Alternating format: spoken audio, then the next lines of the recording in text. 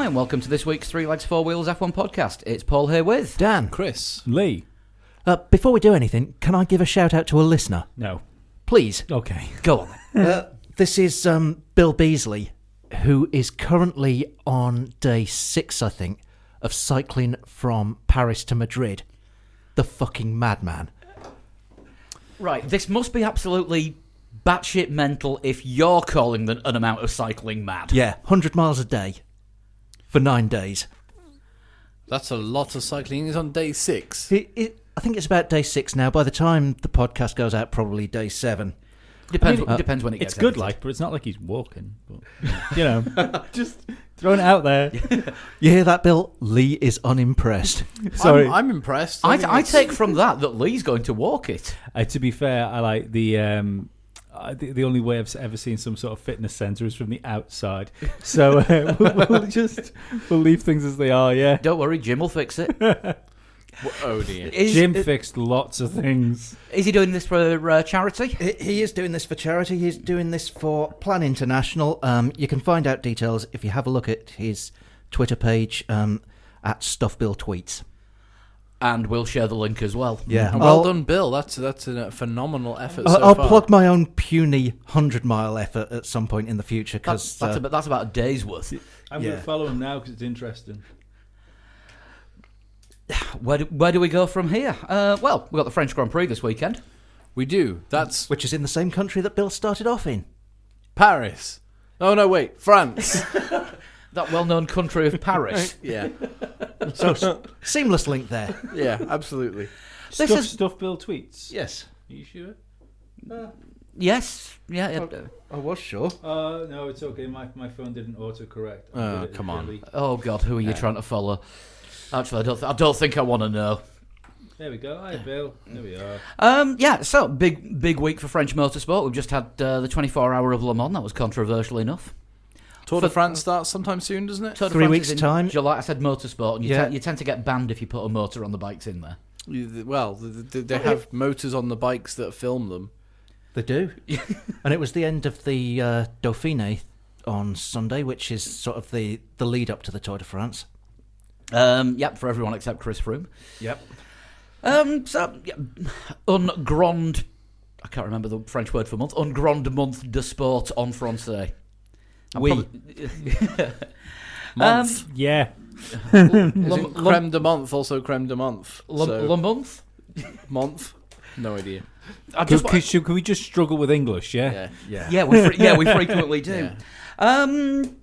So we've got news as well this week. Oh fuck. Monday news. Monday news as well as what came out in the last couple of days as well. Shall we start? Let's start with a couple of days ago. We'll start with a couple of days ago because apparently 2021 is now going to be revealed in October. It was meant to be this Thursday. Does the calendar know of this? It's think the that rules. The rules were deferred, weren't they, to October to give a couple of teams just a little bit of chance to Argue? to have their it is to argue to have their say is the official terms. And I think they were looking for input from drivers as well. Yeah, did anybody see who was involved in the meeting? The drivers that were involved in the meeting for when they decided to defer until Mr. October. Romain Grosjean. No, 2 drivers were mentioned as being in on the meeting. Lewis Hamilton, kind of understand, world champion. Of course he doesn't want anything to change. He's winning. Yeah. And Nico Hulkenberg. Who is the current driver head of the Grand Prix Drivers Association? I thought that was Grosjean. No, Hulkenberg's taken over. Right. And of course, Alex Burts was involved as well. Yeah, of course, being the big boss of the GPDA. Is this just going to go completely round in circles and we are just going to end up with minute tweaks? I think it has to. I what think we've got. October is okay because October this year you'll have basic sketches for 2021 cars being done already from the teams. And then if they say in October, this is what the rules are going to be, teams can then turn around and go, right, that's great because we didn't go that far into our design anyway, so October is fine. I think it's bad for the smaller teams. Because in October, you're still not at the end of this season. No, but I think there's still going to be, with the worries of like big, massive rule changes and fairly static ones for next year, I think you're going to have a team working on what the proposed ideas are for There 2021. Probably now. There are 5 teams, aren't there, that Yeah. are unsure as to whether or not they're happy with what's being put forward. And they are McLaren, Williams, and I can't remember the other 3. I think Alfa Romeo, Renault, and somebody else. I would probably hazard a guess at Racing Point being the other one. possibly, yeah. I think Haas? the only two Well, teams no, that are because happy, they're Ferrari and just going Mercedes. to use what Ferrari are doing, aren't they? Well, they're not supposed to. They're going to use as much as they can of what Ferrari are doing. Or white bikes. I'm not entirely sure. Am I allowed to say that? Yeah, of course you are. Oh, that's all right then. Yeah, it's just this has been going on for. I think The rules for 2017 were a half step to 2021, weren't they? Apparently, but that's not really. They had a revamp for 2018, which is now spilled over into 2019, and 2021 doesn't look like the actual full step that we were promised is going to happen for 2021. It looks like we may be looking at 22, 23. But what worries me about this is the fact that your Concord agreement's up. So if they sign a new Concord agreement, I would imagine there'd be something in there. There may be an extension to the current one. Yeah, but an extension to the current Concord agreement would mean no major scale rule changes. So if the Concord agreement gets extended beyond 2021, then we're going to have the current rules going into 2022 and beyond for however long this extension lasts. exactly. And what is a Concord agreement? Usually 5 years if it's re-signed. I think it is. 5 years seems to stick in my head. I thought it was 4, but I might be thinking Yeah, of maybe. presidential elections. I thought it was longer so that teams could do long-term planning. 7? Do you think it might be 7? Numbers. Yeah, we've nearly done all between 1 and 10. Yeah. It's a number of years that's more than none. Yeah, but yeah, that worries me, and And it's what they were mentioning there it as feels well, a bit like Brexit. Yeah. It just like bounced around until somebody can try and We've make a got decision. a hard deadline. Yeah, Let's kick that down the road Whereas a bit. what Formula One really needs which is what Max Verstappen's been saying actually. In an There interview. is no set length for the Concord agreement. Oh, is there not? No, the first one was in 1981, then 87, 92, 97, 98, 2009, 2013. That was that 97 though. They gave a year extension, didn't they? Because the Concord agreement was up in 1997, and that was when the McLaren Breakaway Series might happen. If you remember. Yeah. I have no idea where I pulled this from, but I know it to be fact. But yeah, I just worried now that it needs Ross Brawn or someone, maybe even a Toto Wolff. Well, Ross has been quite hard, isn't he? Yeah. And he's saying that this is the way it's going to go, and it's up to the teams whether or not they come along with Well, us. then he needs to do it, doesn't he? Yeah. Well, he's sort of teetering on that kind of of being that sort of hard-nosed guy, but of course he's got to have input from the teams. One team who are questioning their future, and doesn't mean they're going to quit. One team who are questioning their future, and it's not a surprise because we mentioned it before, McLaren. Yeah. They want to know that they can be competitive, or that any team can be competitive with a smaller budget, because a budget cap is a big thing as well about the next set of rules that comes in. Because that went so well last time. It's not just a budget. It's not just a budget cap. It's a budget on. Let me try and get this right. It's a budget on what they can spend for technical staff and drivers as well. But there are massive loopholes in that. Because all of a sudden Ferrari has an much like offshoot what called Labari, yeah. and all of a sudden they're involved with making aero for Formula One cars. Yeah, and like what McLaren did with Honda, and Honda basically paying Alonso's wages. Oh no, Fernando drives for us, but he's we pay him employed £1 a by year. Honda. Yeah. He drives our car, but he's actually a Honda driver. One of those. It's like the Red Bull and Toro Rosso drivers. They're not actually employed by Red Bull and Toro Rosso racing teams. They're employed by the Helmut Red Marko. Bull company. Hence the reason they could be shifted around like cheap whores. Yes. Why did my Siri go off then when I said cheap whores? Locating cheap whores in your area. No, TT Week's been and gone, mate. Yeah, we did the TT Hangover show last week. Yeah. Talking of which, for anyone that didn't see last week's Patreon podcast, like for non-Patreons, which you can find if you go to patreon.com/3legs4wheels. Or even if you didn't listen to it. I looked for a suitable hangover picture last week on our usual Did you use the film free cover? free stock photo site, Pixabay. And I typed in the word hangover as a keyword to search for it. There was one picture of somebody suffering a hangover and 97 pictures of cats. People like cats. Apparently, Pixabay relates hangovers to cats. Anyway, I digress. Good to know. Yeah. Are you saying that the internet is full of cats? Yes. This is true. We Yeah, know this. fair point. We'll move on. But the internet is also full of conspiracy theories about our Ferrari going to pull out as well. Well, yeah, they have been pulling out, haven't they, since like 1960? And they won't pull out until when things start going well for them. Although I did see something very interesting. Ferrari need Formula 1 more than Formula 1 needs Ferrari. Yeah, I did see something very interesting on YouTube yesterday. Somebody was going through the Michael Schumacher collection. I saw that. Did you the YouTube video? Yeah.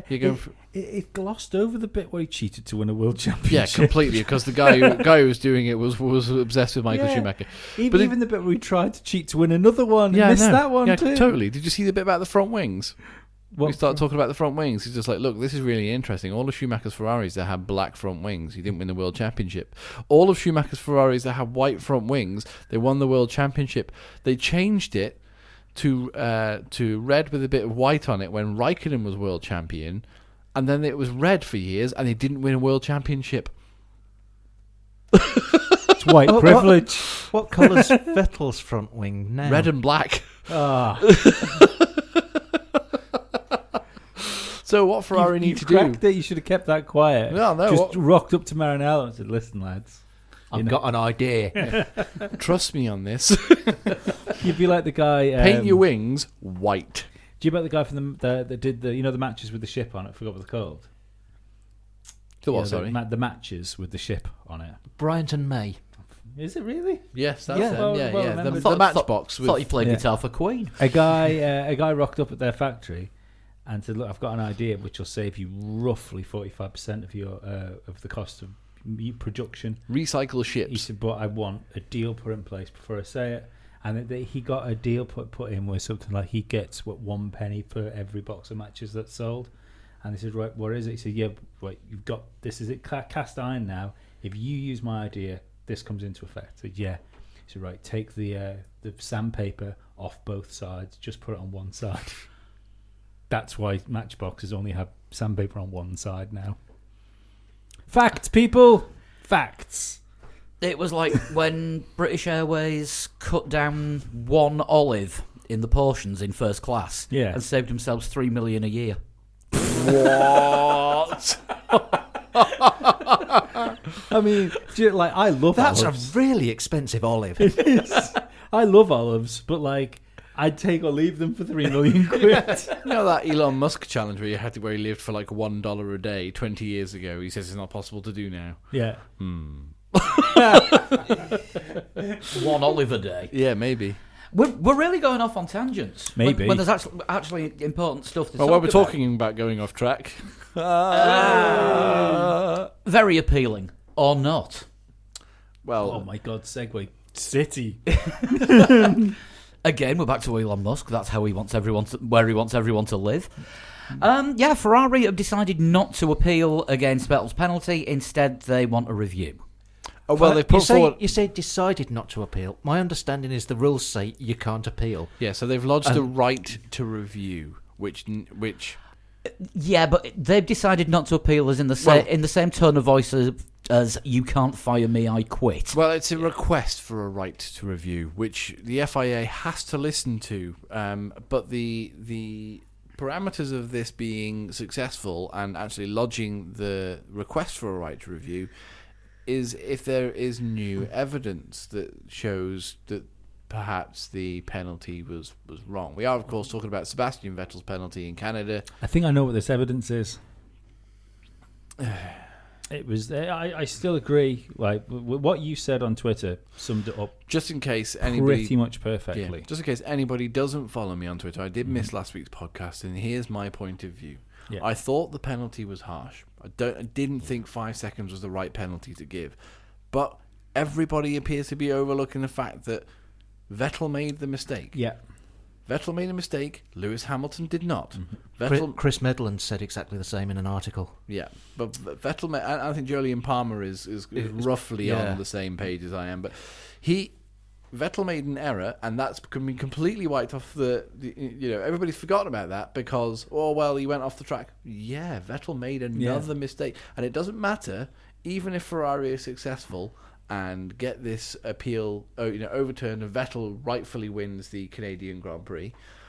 That doesn't matter because Vettel will still make more mistakes as the season goes on. Yeah. That's the thing that needs addressing here, not the penalty. See, with you not being here last week, like my thought on it was that I think everyone's got the same answer, but I don't think they're asking the right question.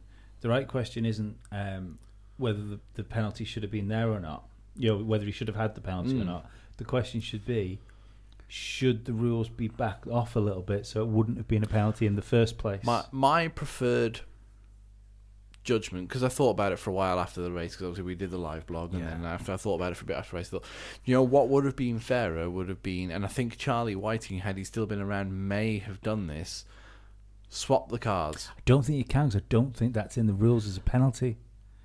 You have to give way. You have to give way, because it used to be, didn't it? But you have to give the place back if you gained an unfair advantage. Isn't that like an illegal overtake, though? Yeah, it's there if you gain an advantage. It's not an option if you maintain an advantage. Yeah. I think but I think that only comes into effect if you go off track and overtake somebody. No, but I don't think. But he was in the lead. Or don't get overtaken by going off the track. Yeah. I don't think that would have been an official penalty. I think maybe Charlie Whiting with the experienced head that he was would have gone on the blower to Ferrari and been like, tell him to back off, let Lewis through, and there'll be no penalty. Then you can, if you think you're faster than him, race him to the end. See, what I was saying last week... But if you don't let him through, there will be a penalty. Yeah. That's what I think the FIA should have done. But what I was saying last week was that you should... Even the idea of Lewis Hamilton backing off because he kind of knew that he was going to get a penalty for it. The telemetry apparently showed that Hamilton hit the brakes quite hard. Yeah, but he backed off to like 4 seconds. But there was still another 10 laps after the penalty got issued where Hamilton didn't go full chat. Yeah, and his pace... Because he didn't have to. Yeah. His pace was incredible as well. He caught 4 seconds up on Vettel on 3 different occasions. Yeah. But the thing is, if we were looking back at... not back at, because I don't believe the glory days of Formula 1 ever really existed when you look back, but if you think in your head of what you think of like the glory days of racing would be, what you'd want to happen is for Lewis Hamilton to think, I've made him make a mistake, and not back off him, push him more harder, pressure on him. That's kind of what I wish had happened. But what I think this new evidence will be, did any of you see the Sky's... Was it Karun Chandhok? No, the midweek thing. The midweek thing with Smedley and Ted. No. And they had some of F1's camera angles, and they had the 360 camera from the front of Vettel's car, and they were saying that this is the only time that this camera view's been broadcast.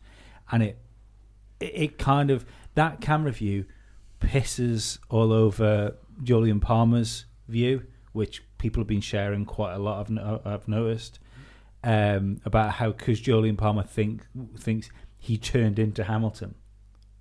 But you see on the camera going back at the driver that he's just all over the place. All he's trying to do is stop himself having an accident. Yeah. And he eventually gets the car straight, and that's when he looks in his mirror and he doesn't move his steering wheel. Now, this must be the new evidence that Ferrari say they've got, because for them to request a review...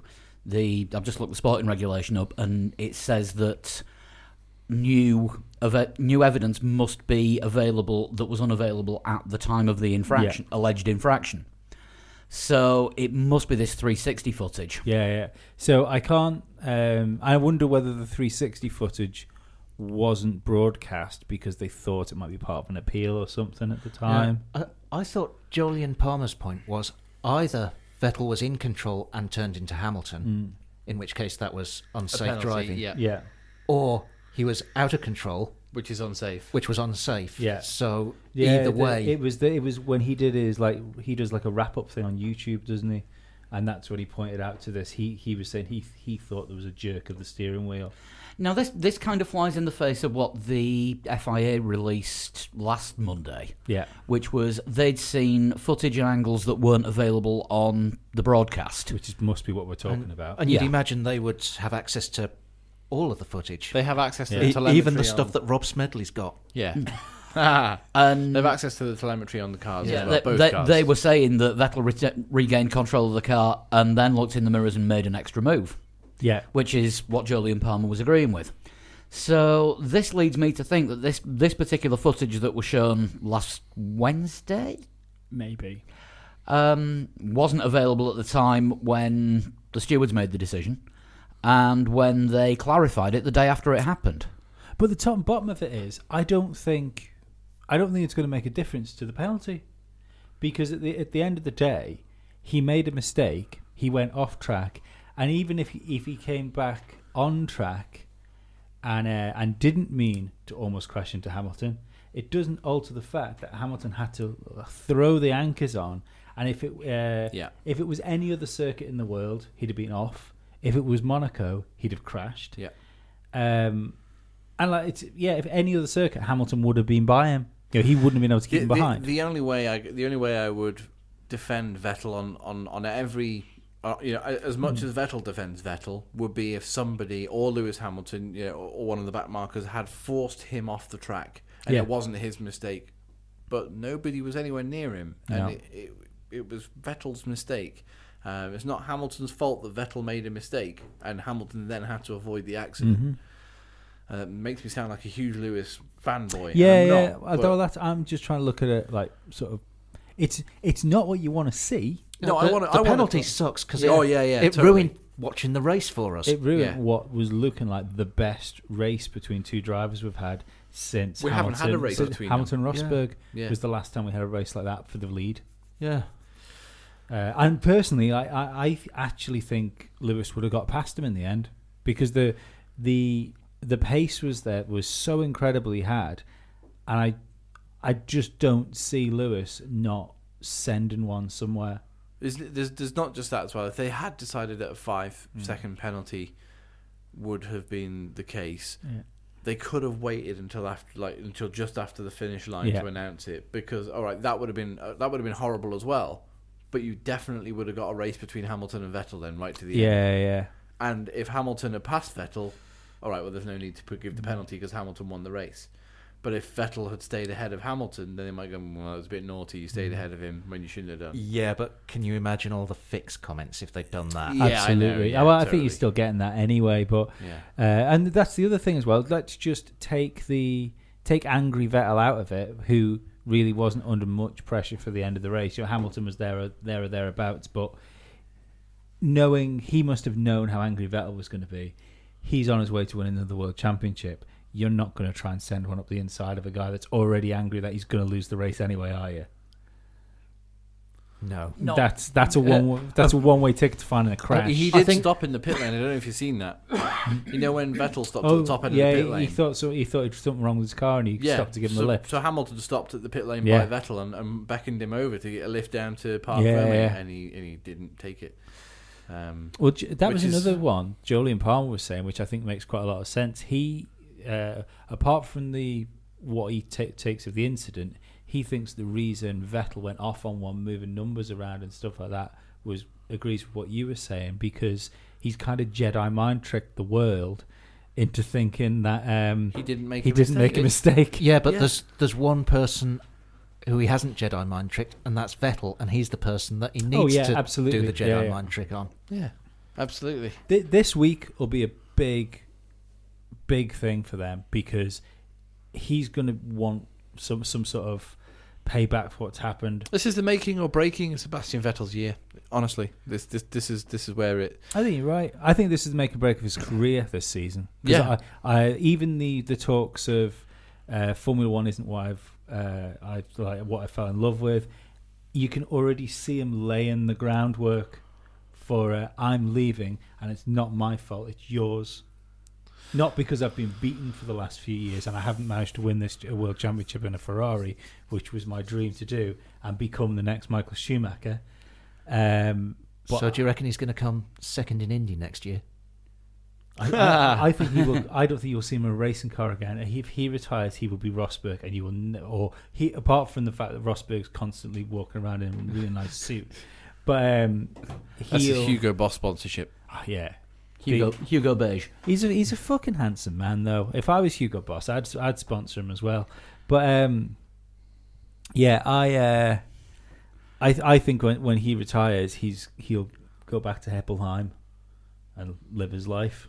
I reckon we'll see Vettel in the new hypercar class in WEC when it comes in 2 years' time. Possibly, yeah, possibly. You know, I think it's a shame for him, really, because he looked like he was going to sort of forge. I'm fucking every Vettel fan must be fucking wanting my blood here, but it looked like he was going to forge. No change to usual.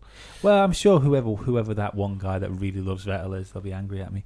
But he looked like he was really going to forge like a proper legacy for himself. Yeah. And the move to Ferrari, I think, has really, really tarnished that. Yeah, because I mean, I've said it before on the podcast. I mean, if you said the 2013, who's going to be the first to 5 world championships, Vettel or Hamilton? Mm. And if somebody said Vettel, Hamilton, who just moved to Mercedes, looking like what you do, I'd have said Vettel was more likely to have beaten Michael Schumacher by now if that was if that was going to ask. Well, Vettel just won his 4th championship, or we won his 4th in 2013, didn't he? So Vettel just won his 4th championship. Mm-hmm. Hamilton was at Mercedes and won 1 race that season. Yeah. So you're looking at, you would be a fool back then to have said Hamilton will get to 5 before Vettel does. Absolutely. But it's happened. Yeah. And don't forget, there's a Rosberg championship in the middle of that as well. So, Vettel's 5 years. A Rosberg championship, which you could argue was lost with a fucking mechanical failure as well. 2014 was when Ricciardo beat Vettel, wasn't it, at Red Bull? Yeah. And then, so 2015, 16, 17, 18, this is his 5th year at Ferrari. Mm. He's got to start. How long was Alonso at Ferrari? Alonso wasn't at Ferrari 5 years, was he? 2, I think, wasn't he? Was it more than 2? No, I think it was 3 or 4. Yeah. I can't remember. Just trying to remember. No, wait. 2009 2009 was when Ferrari paid Kimi Raikkonen to go away, and they got Alonso in 2010, 11, 12, 13. He joined McLaren when 2014 or 2015. 2015. 15 because that's when Vettel came to Ferrari. So he had 5 Alonso years. Was in a Ferrari in 2009. Was he definitely in a Ferrari? Yeah, it was 2008 where Kimi won the title. Yeah, and it was 2007 Kimi won the title. Yeah, 2008 was Crashgate, though. Sorry, 2000, yes. That was when he was in the Renault for the year. Was that just the 1 year he did in Renault? Yeah, he did 1 year in Renault, then went to Ferrari. Okay. So Alonso did 6 years in Ferrari. Vettel's already in his 5th year. Patience in Ferrari was going to start wearing thin. Don't forget, Michael Schumacher won his first world title in a Ferrari in his 5th season. So the expectations are going to be on Alonso Vettel to do something similar. He probably could have won a world championship in 99 had he not broken his leg. True. 98 was Ferrari's fault. So 97 was Schumacher's fault because he hit Jacques Villeneuve. Yeah. 96 was the only year he probably wasn't in a position to win the world championship.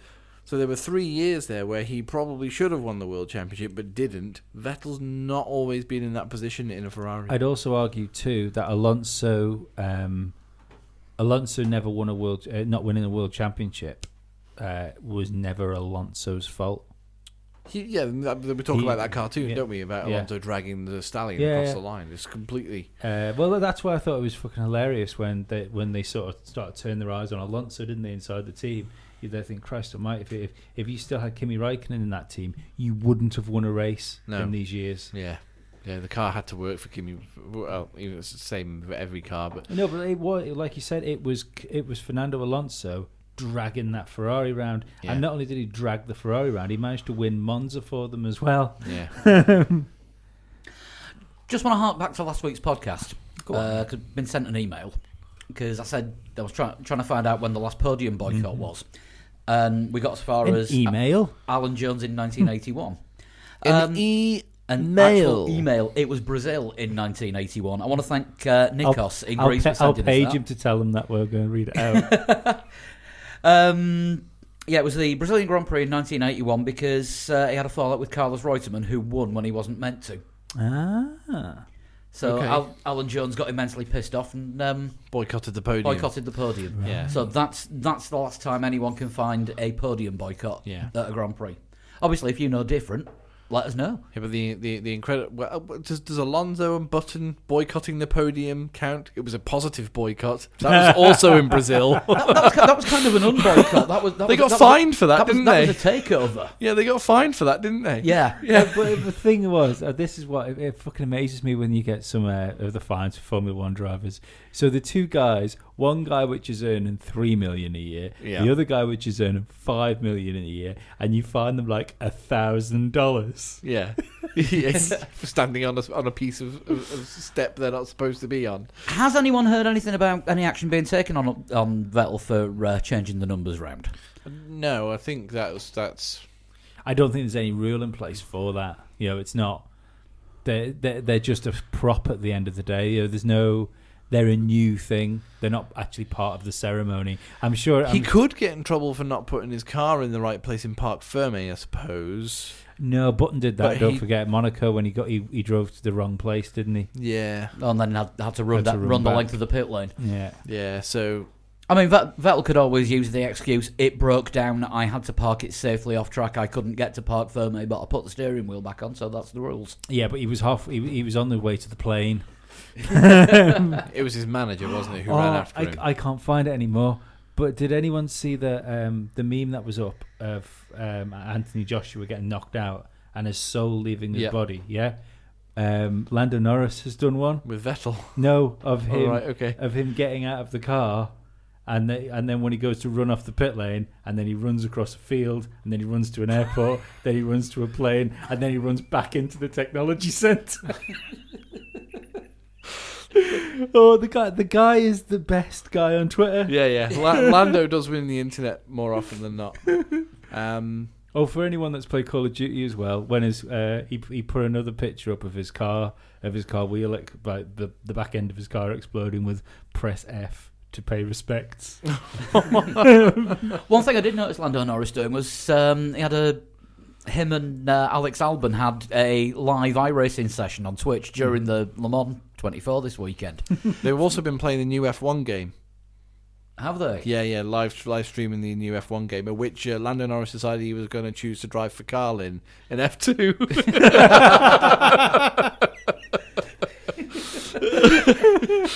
That, of course, is out a week on Friday. Yes. And we'll be switching Formula E over to that one from the British Grand Prix. Is that the one after the French? No, because it's Austria after the French because they're only a week apart. Right. Yes, getting earlier and earlier, isn't it, this game release? It used to be around Belgium. Yeah. Oh, they've said they've done it deliberately early this year to capitalise on earning more money, probably. Well, no, you want sports games to be around at the start, the season, don't you? Yeah. I've never understood that, actually. I've never understood why they can't do that and do a live update thing like they do with FIFA and stuff. Probably because all the developers are working on FIFA and not on. Oh, then again, it's not EA anymore. No. It's Codemasters. EA Formula 1 games, shaking my head. I didn't mind EA's Formula 1 game. You hated the one on the Wii that much. You gave it to me as a birthday present. No, EA didn't make that. That was Codemasters. Was that a Codemasters one? Yeah. Well, sorry, it was a Codemasters published it, but it was Sumo Digital that developed it for them. Yeah, that Wii one was a little bit on the iffy side. But it was the only one because they skipped a whole year. Yeah, they missed a year and it was only available on a console that's one generation behind everything else. And it was the only one with a prawn in it. Like you could, championship wise. Yeah. Yeah. I went that out. I'm going to have to get that back and have a look and see if it's as bad as I remember. Oh, it's bad. Oh, right. Okay. It's essentially just the PSP Formula 1 game reskinned. But we've got real Formula 1 to talk about, haven't we? Yeah, you had to get one in. Yeah, we have a French Grand Prix this weekend. Well, not a French Grand Prix, the French Grand Prix. At Circuit Paul Ricard. Yeah, the giant licorice allsort. Giant licorice allsort. Look at the track from above. That's what it looks like. It's a bag of licorice allsorts that's all been smushed together. Oh, right, okay. Hang on. I'd have thought a bag of licorice allsorts was pretty malleable. And if you really wanted to and you warmed the licorice allsorts up to a reasonable temperature, you could probably make any track you fucking want to. Yeah, but this just looks like a normal bag of licorice allsorts. You said squished. Yeah, squish them all together in the bag and then look at it. Anyway, we're talking about Formula 1, not sweets. If anybody wants to take the challenge of recreating Formula 1 circuits with bags of licorice allsorts, please tweet them to me. Yeah, please do. At a total shunt. Oh, I want to see this so bad. Yeah, France made its debut in its current form last year. These bizarre runoff areas with the different abrasions, because that's what all the different colours mean. Mm-hmm. Yeah, blue and white stripes around the circuit, but then you've got red and white, haven't you? It's light blue is the least abrasive, then dark blue, and then go over the red, and I think that's like car park spikes. I just thought it was like Texas and they ordered extra freedom. They do have that around the circuit, the Americas, don't they? Well, it's dotted with stars. But it is just for freedom. I think sake. so. Yeah. Freedom is a flavour of oil. Mountain Dew. Oh. No, sorry, it's Liberty Brew. I do apologise. Mountain Brew Liberty. Mountain Dew Liberty Brew. Yeah. Yeah, I'll pass on that. Yeah. Other energy drinks are available, although you can't always find all of them in the shops. Moment's silence for that joke. Yeah. Yeah, it's a strange circuit, Paul Ricard, because I think there's like 137 different configurations that they can use. Yeah. And it was bought by Bernie as to use as a test track. And nobody used it as a test track. Nobody used it because it's that impossible to get to, because the public transport links and the roads to it are bloody awful. But it's got an international airport. I was just going to say, Bernie Air can get there. Yeah.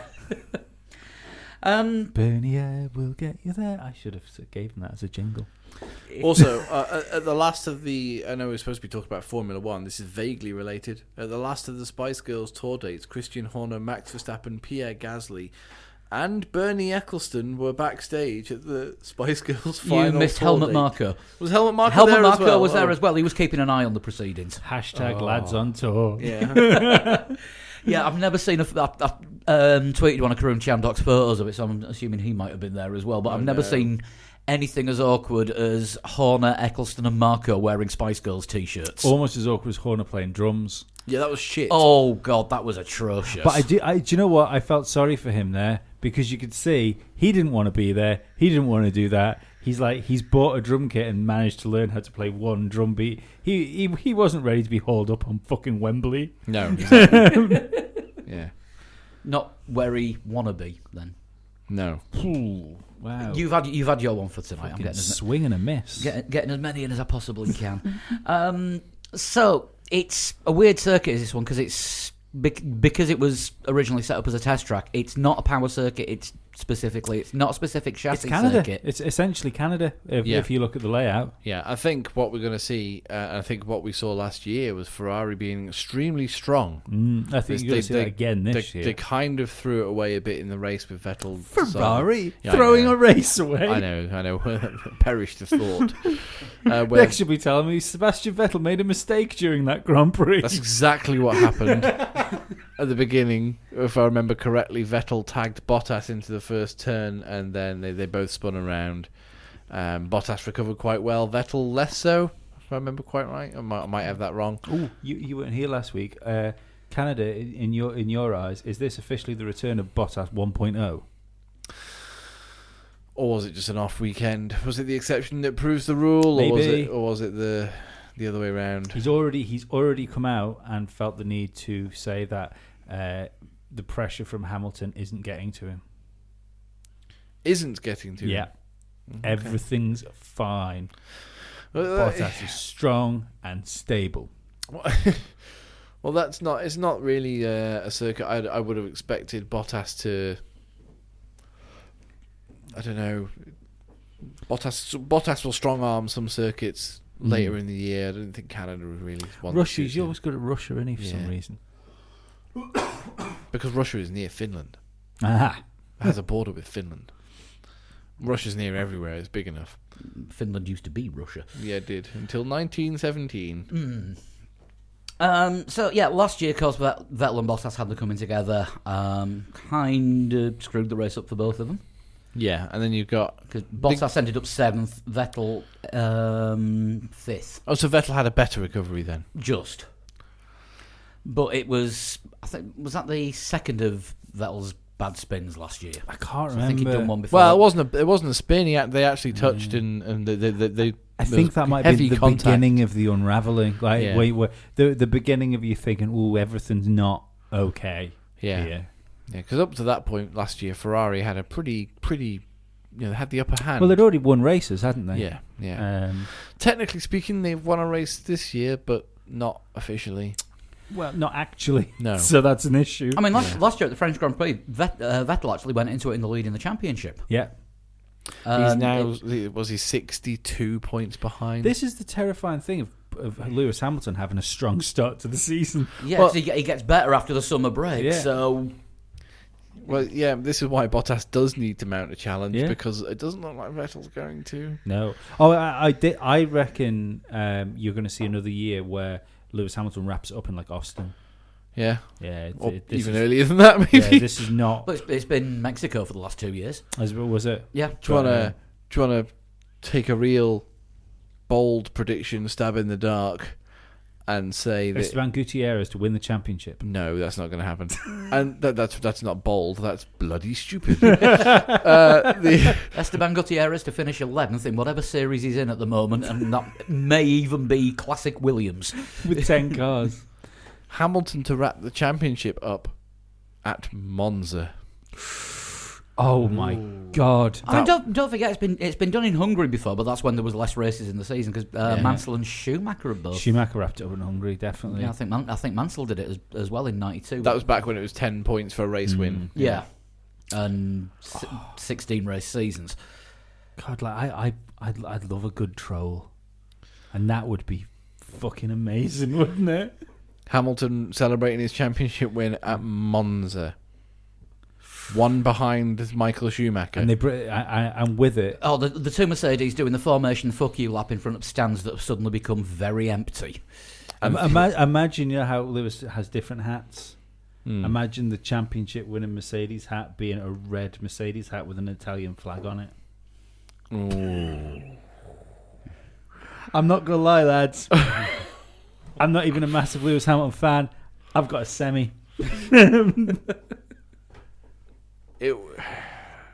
I do, and I don't want to see it. I do because I want to see. Really do because I want to see how Ferrari would react to that the following season. Explode, yeah, or implode, and I also want to see. I also would, but I don't want to see the remaining races of the season after that almost because it's kind of like Hamilton's not even going to try, is he? Do you remember he switches the end? off once he wins the world championship, so it'd just be like might half turn up, might not bother with FP.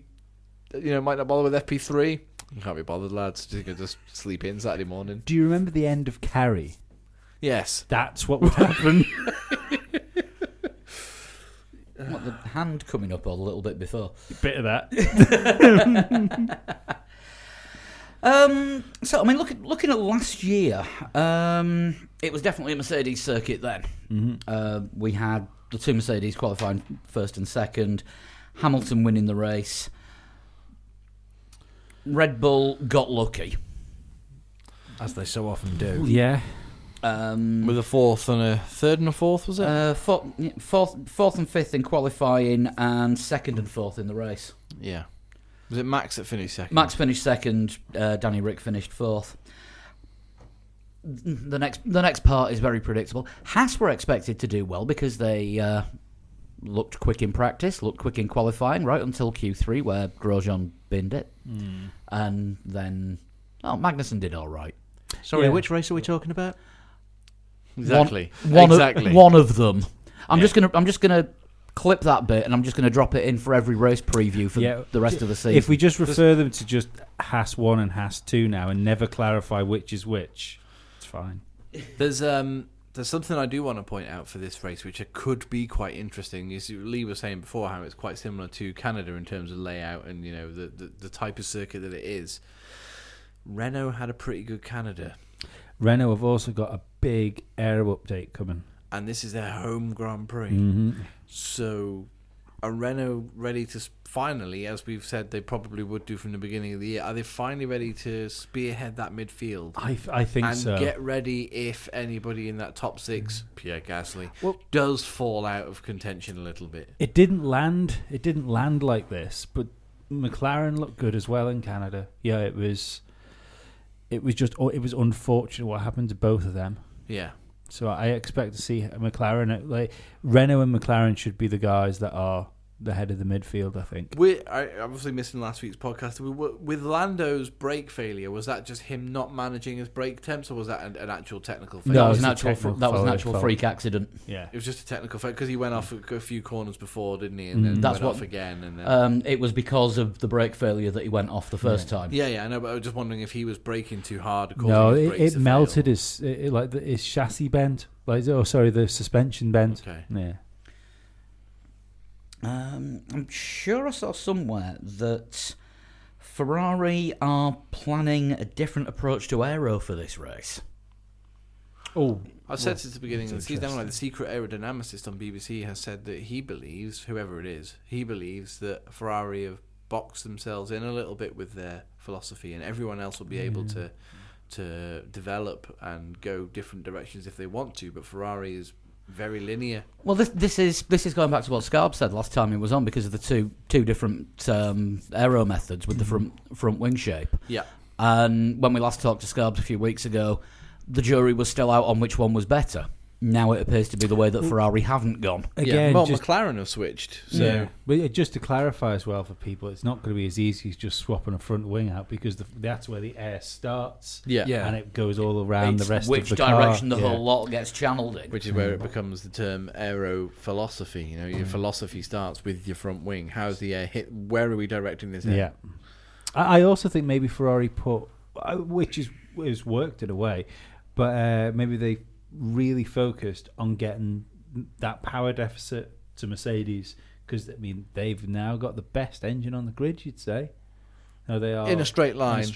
Yeah, because that super long straight that's split by a chicane in Paul Ricard is probably going to be Ferrari territory. Yeah, well, that's what I was thinking. So, do you think they put too much effort into trying to close that power gap to Mercedes without quite thinking about the rest of the car? I don't know, because if you've got a strong engine, you can afford to lose a load of forward power by turning it into downforce. Yeah. So having lots of power is not a bad thing. Yeah.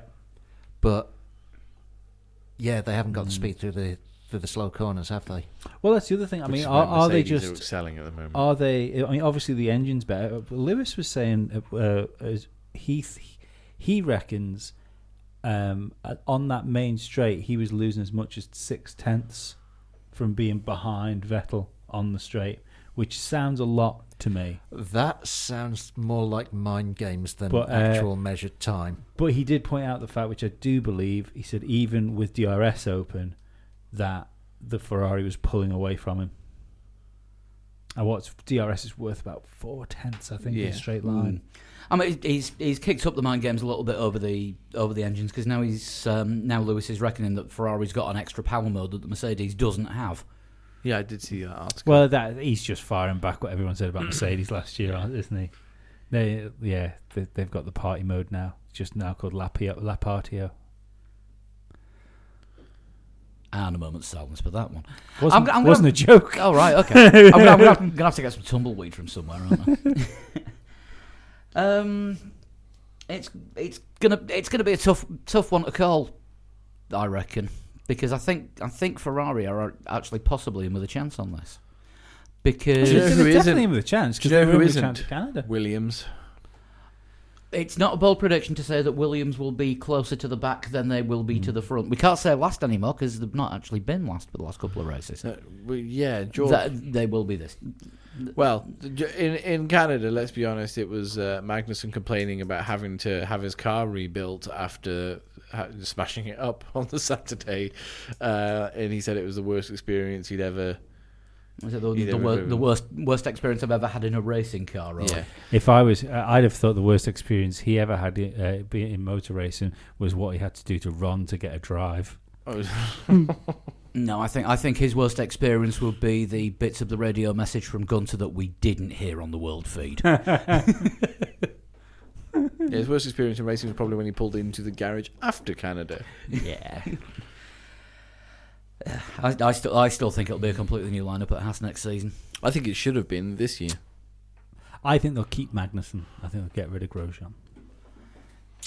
But we will do the silly season during the summer break if there's been no announcements. Yeah, but even if there has been announcements, we'll still do the silly season during the summer break. As far as you saying Ferrari are going to be in with a chance, which I think they will be, they're going to be strong. But I then just thought to myself, with Mercedes already seeing what was going wrong for them in Canada, will we see a return to like the serrated edges all over the place on the Mercedes to try and get rid of some drag for the main straights? I think we'll see it in France, and then we won't see it again until Monza. And was it the mediums that Mercedes were particularly strong on, and the Ferrari always was been, nowhere? Yeah. So that'll be interesting to see if Ferrari are nowhere on the mediums as they were when we had like 9 compounds. Yeah, we don't know what the mediums are now. Well, no, we do. But they were mediums that race, weren't they? Yeah. Well, for this race, let me just find it. I take it the sides are the same with the two circuits being similar. I would have thought so, but Sean has very kindly written an article. Good. So is that over on 3legs4wheels.com? On 3legs4wheels.com. And the compounds that are being used this time are, because they went all it was all the softer end last year, because I think it was the softs, ultras and hypers that they used. This time they've actually gone a bit harder. It's the C2, C3 and C4, so these ones are actually slap bang in the middle, so it's not the softest tyres. So probably a one-stopper again then. Is that the same as Canada? I knew you'd ask something like that. I'm going to have to go back even further. Canada's usually super soft, isn't it? Yeah, I think not super soft. You know what I mean? Yeah. The softest. The softer end of the spectrum. Yeah. Should be in there somewhere. It wasn't a particularly interesting race though last year, was it? No. France. Overtaking's not what you call a thing. On the back straight, DRS was very effective, if I remember rightly. Fucking DRS, though, isn't it? Yeah. So it could be a Ferrari race if they can get a pole again, like they did in Canada, and if their straight line speed is that, which means they can't be overtaken. It's not the same compounds. Is it not? Where is it? No, it was 3, 4, and 5 in Canada, and it's 2, 3, and 4 in France. So the tyres are actually harder on this race, right? Okay, than they were on the last one. So I don't know what Pirelli are expecting. Then again, if they're going for harder tyres, it's probably because of the extra abrasive runoff areas. Possibly. Yeah. That's not putting a lot of trust in the drivers then, is it really? No. The way that track limits have been optional this season for some drivers, would you? What we've been having is what we think. Totally. What we think with the mediums that last race though, they've been really good race tyres, haven't they? Yeah. So I can see those being the best race tyre again. The mediums in the last race are the softs in this one. Yeah, that's what I mean. So I can see them being a good race tyre. Now the problem, of course, I didn't actually realise this before I said Ferrari are in with a chance. The harder the tyre, the more problems Ferrari have had getting the heat into them. Yeah. So this and Haas have had the same issue. Yeah. It's not exactly the middle of summer in France, is it? Yes, it is. Is it? Yeah, it's quite hot. Oh right, well that might do them then. It's almost exactly the middle of summer in France. Yes. Yeah. But that might do them well. As in, like, Midsummer's Day is on Friday. Friday, yeah. Amazing. I couldn't have been more wrong. I couldn't have been more wrong. Wow. That was incredible. Yeah. I've impressed myself. So, Ferrari I take it back. Ferrari are going to struggle on anything but the softest compound, and they're probably just going to manage okay on those because Ferrari needs softer tyres. Maybe. Unless this new way of looking at their aero. I'm not going to say philosophy because they're not changing everything. They're just making tweaks, adjustments. Yeah, whether that's going to be enough or not. Yeah, but it doesn't seem to be being built up to something where realistically, if it was any other team, we'd just be saying they're bringing an aero update. Unless they're putting parts on in a different way, or yeah, but it's still an update, isn't it? It's still just an aero. No, well, not if the new parts. Maybe they're just like gluing things on backwards and see if that works because they got that desperate. Maybe. And taking a chainsaw to the rear wing and putting their own zigzags in. I mean, they have got the second best car on the grid. It's not like they're in desperate. Well, no. For the Ferrari mentality, having the second best car on the grid, you might as well have the worst. Why? They should be fucking used to it. Yeah, but it's still not the way they think. Well, maybe not. They haven't got where they are today by being second best. Yeah, they have. I'm going to be interested to see what Charles Leclerc does. Officially, yes. I'm going to be interested to see what Charles Leclerc does because I think he might win the race. I think sometimes it usually happens in the first season of a driver where you get someone that comes in and does really, really well in the first season and they drop off in the second year. Yeah. I kind of wonder whether the Ferrari pressure might be getting to him a little bit. I don't know. He doesn't seem quite as cool and relaxed as he did early season, does he? I think he needs that first win, and I don't think it's very far away, if I'm honest. I don't think he'll win a race this year. Depends how dominant Mercedes are. I think Mercedes will have more of a say than Ferrari will into how many races Leclerc wins. I think he'll win one this year. I mean, we can't even say Hamilton's going to switch off. I don't even guarantee that Ferrari will win a race this year. Well, I just think that whatever's gone on in that team, be it right or wrong, I know people have been upset with team orders, but I don't think there's really been team orders to favour Vettel or Leclerc. I just think there's been bad strategy in a lot of races. Yeah, when they've done team orders, they've waited too long to do them. In fact, it's actually the lack of team orders which has probably cost them. And something else that came out of Canada, I think probably post-podcast last week, with Ferrari saying that we forgot to tell Charles Leclerc that Vettel had a penalty until right near the end of the race. Oh, their quotes ran that forgot. I don't think he could have done anything anyway. He didn't have the pace. Didn't have the pace all race. Didn't have the pace to get to Hamilton. No, but he could have closed the gap a little bit maybe. They told him, don't forget about the penalty. And he's just like, who's got a penalty? Sebastian. Sebastian's got a penalty? Didn't we tell you? No. Yeah, Sebastian's got a penalty. I don't think that would have changed his world. If anything, Vettel should have tried to back Hamilton into him. But this is the problem I think Ferrari have got. They've got two drivers, and I don't think they can rely on either of them. Like race in, race out. Yeah. But to be perfectly honest, if you've got two and you've got to put your eggs into one basket, it's going to be Vettel. Maybe. I think they have to do that just on experience's sake because you've got somebody who's come into Formula One and they're in the second year. Mm-hmm. They're at the first year in Ferrari. It's a complete anomaly that he's there because the old saying, Ferrari don't make world champions, they buy them. Yeah. Youngest driver to sign for Ferrari in God knows how long. He also needs to sort his qualifying out. And that's the bit. It's consistency in qualifying because he'll put in an amazing lap in Q2. Then he gets to Q3 and he's meh. Purple sector 1, purple sector 2. And then yellow sector 3. Yeah. And in modern Formula 1, you can't win a world championship with qualifying like that. No. Yeah. Should we do some predictions? Why we can do. Not? Right. What I will do first is people what aren't here. Yes. And I will start with what Sean sent. And she has gone for a Bottas win, Hamilton second, Leclerc third. Crazy woman. And I will now go onto Twitter and find the guest prediction, which this week is from Kieran Thompson. Hey, Kieran. Kieran. Regular listener and presenter of the new music show on Vectis Radio every Sunday night, 7 o'clock UK time. I promised him I'd do this. You can listen on 104.6 if you're on the Isle of Wight, and for the rest of the world, online. At vectorsfm.com, is it? That would be the one. And he has gone for top 3 of an angry Vettel win. He's used the words angry Vettel win. I think that's entirely possible. I don't think that's a silly prediction at all. Bottas second and Hamilton third. Okay. So, who's going to go next? Because I'm going to type these in on our chat group just so I've got. I'll go last. I'm still working it out. I'm going to say that Mercedes and Ferrari. I think you'll get an angry Vettel, and he'll be on the pace. And Hamilton and Mercedes will be so busy watching Vettel and what he's doing that Ferrari accidentally put Leclerc in the lead, and he wins the race. So I'll say Leclerc, Hamilton, Vettel. Leclerc, Hamilton, and Vettel. Right.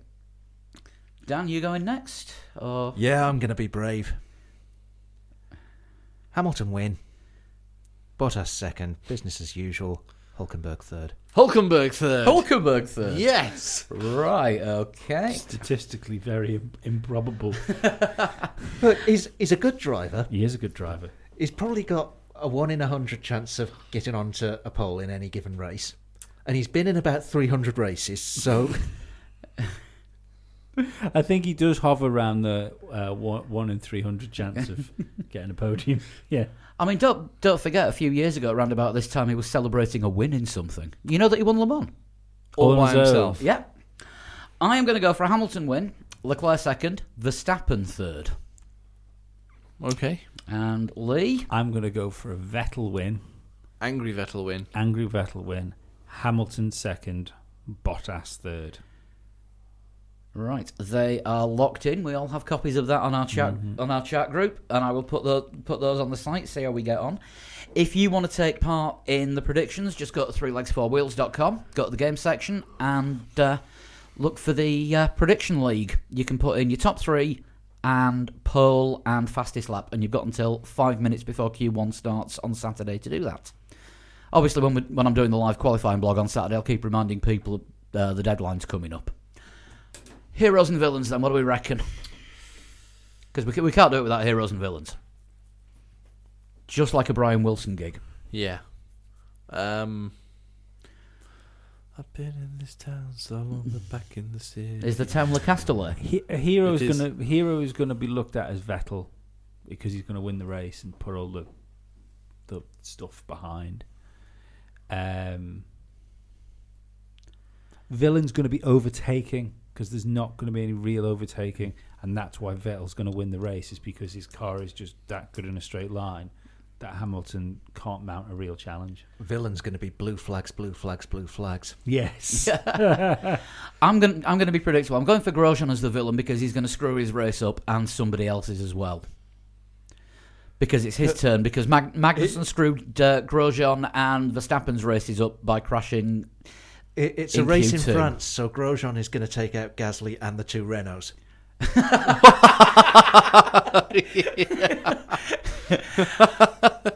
If anyone saw the MotoGP on Sunday, Grosjean could be this weekend's Jorge Lorenzo.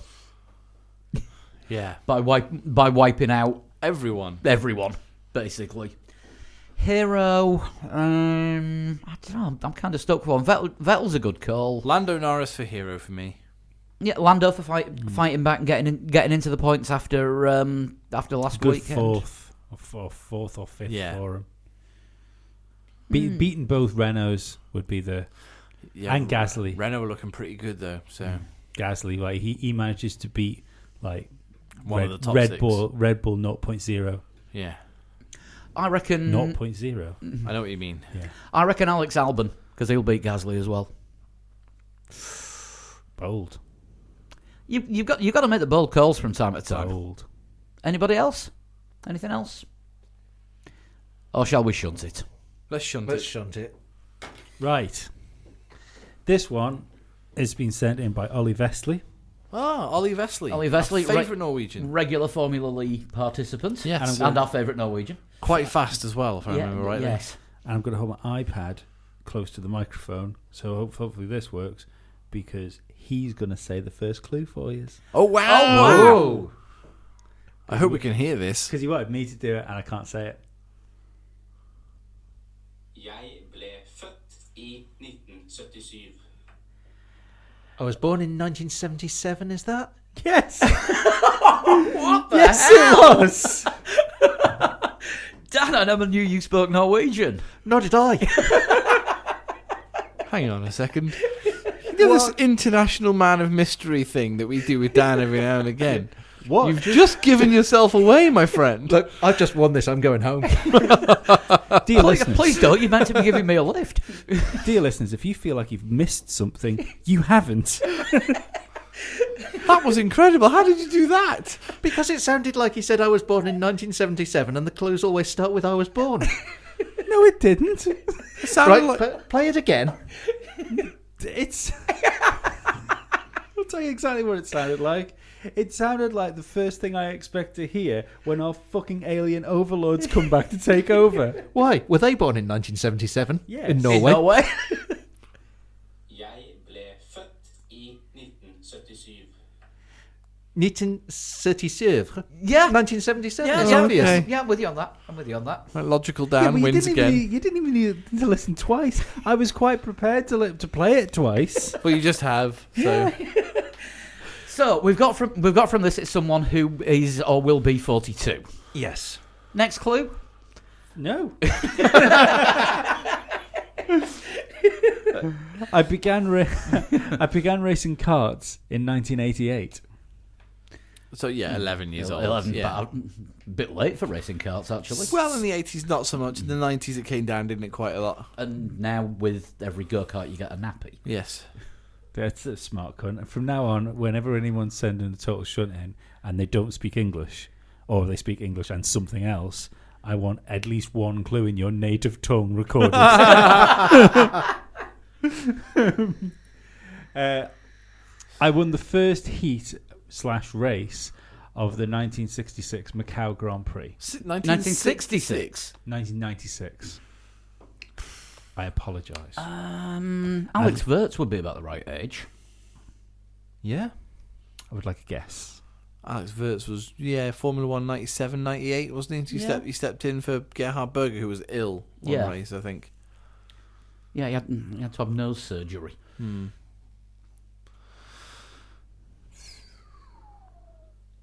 Yeah, Alex Wirtz sounds about right. He was about 20, 21 when he came into Formula 1, wasn't he? Yeah, because he had a pretty long career because he started young young at the time. Well, he didn't have a long career. he was on and off. Yeah.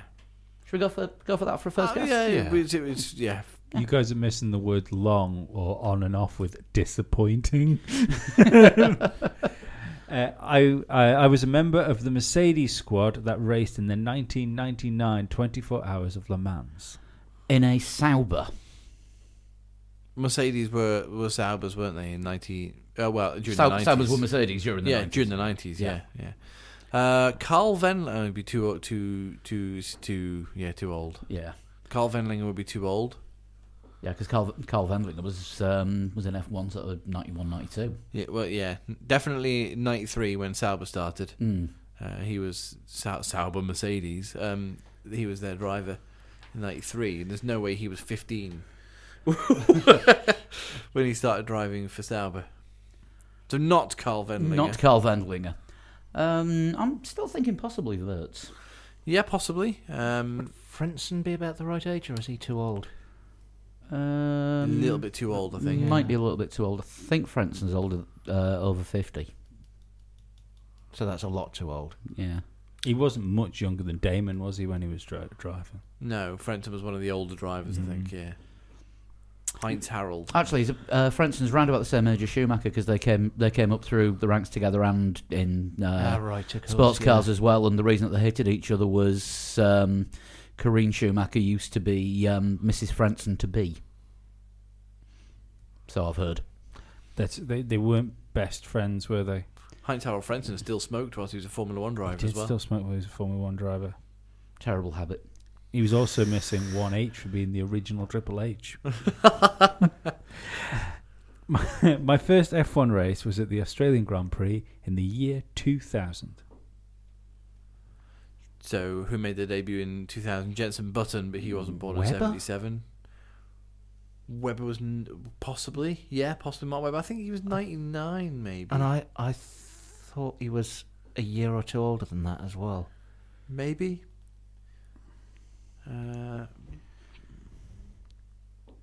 Can't think of any other prominent Formula One debutants in the year 2000.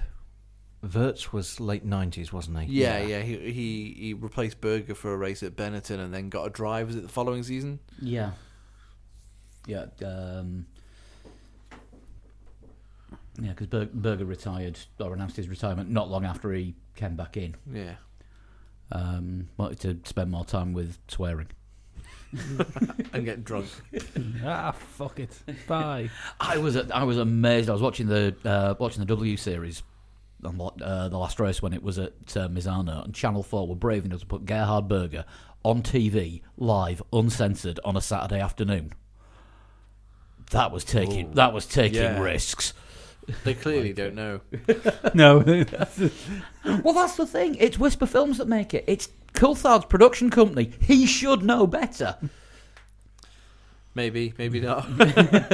So yeah. Was he introduced by someone saying, "Ladies and gentlemen, John Lacey"? When did Nick Heidfeld make his debut? Because he would be about the right age and has a world of disappointment behind him. Yeah, you might be onto something then. Yeah. Are you ready for your next clue? Yeah. Yeah. I have raced for 7 Formula One teams. Like Nick Heidfeld. Who's Heidfeld raced for? Sauber, Jordan, Williams. Was he Jordan? Yeah, he raced for Jordan. I want to say Prost. Prost, yeah. That's 4. Maybe he didn't race for Jordan, actually. I thought he did. No, everybody raced for Jordan because that was sort of that period in the early 2000s when people would start in one team, do a stint in Jordan, and then join somebody else completely. And there was usually like 7 Formula One teams. Usually had like a week at Arrows as well. Yeah. It's a lot of teams. Yeah, when you look towards the end, he raced for a lot of teams, especially towards the end. He was like changing every season. Changing with the seasons. Nick Heidfeld, I think, might be a good show. How old's Kimi? Not 42. Made his debut in 2001.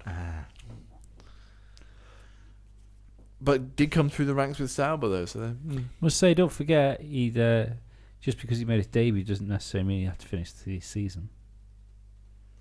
I can't see the person who it is. No, unless we got the year wrong for Wirtz, and he made it. No, because he wouldn't have been in the first race of the season. It was a mid-season replacement for Berger, wasn't he? Next clue. Ask Alonso about first race placements. I have raced in 183 Grand Prix.